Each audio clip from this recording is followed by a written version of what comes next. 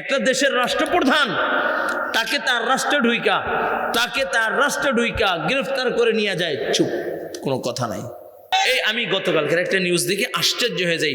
একটা দেশের প্রধানমন্ত্রী, দেশের মূল যিনি প্রেসিডেন্ট, তাকে তার দেশে ঢুইকা এই আমেরিকার লোক, এই ডোনাল্ড ট্রাম্পের যারা বাহিনী, তারা তাকে গ্রেফতার করে নিয়ে যায়, কারো কোনো খবর নাই।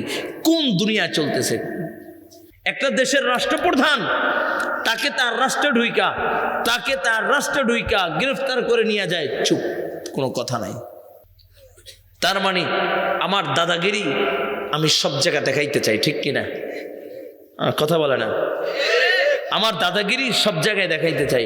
ও মিয়া, দাদাগিরি দেখাও, এমন একটা দিন চলে আসবে তুমি তোমার দাদাগিরি দেখাই আর কুল পাইবা না, ঠিক কিনা যারা বলেন।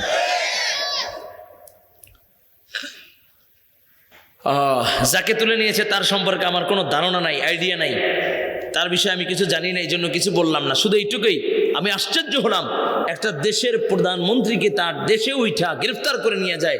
এটাই হলো দুনিয়া। ও ভাই, এটা যদি হয় দুনিয়া, তাহলে কিয়ামতের ময়দানটা কেমন হবে চিন্তা করছেন? তুমি মনে করছো অনেক ক্ষমতা আছে আমার, অনেক সম্পদ আছে, অনেক দৌলত আছে, এগুলো তো কিচ্ছু না রে ভাই। কবরে রাখার সাথে সাথে এগুলো এক চাইরানার পয়সারও দামে আসবে না, ঠিক কিনা যারা বলেন। কবরে রাখার সাথে সাথে এই তোমার সম্পদের ভাগাভাগি হয়ে যাবে, ঠিক কিনা? বড় ভাই কইব না ছোট ভাইকে দিব না, ছোট ভাই বলবে কেন দিবা না, এই নিয়ে মারামারি শুরু হয়ে যাবে। ভাইরা বলবে বোনকে দেওয়া যাবে না, বোন বলবে কেন দিবা না। কথা বলে না।